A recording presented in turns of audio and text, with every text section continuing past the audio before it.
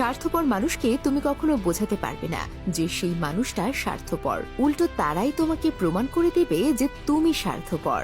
জীবন কারোর জন্য থেমে থাকে না। জীবনকে কারোর জন্য থামিয়ে রাখাটা হলো সব থেকে বড় বোকামি।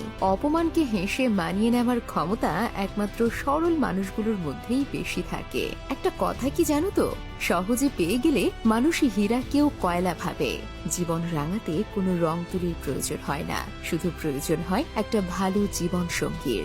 নিজের হতাশার জন্য অন্যকে কখনো দায়ী করো না, বরং নিজেকে দায়ী করো অন্যের থেকে অতিরিক্ত আশা করার জন্য।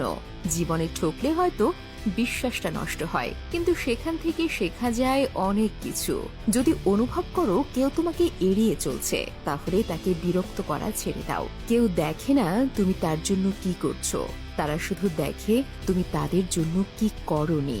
বর্তমানে সম্পর্কগুলো এমনই হয়।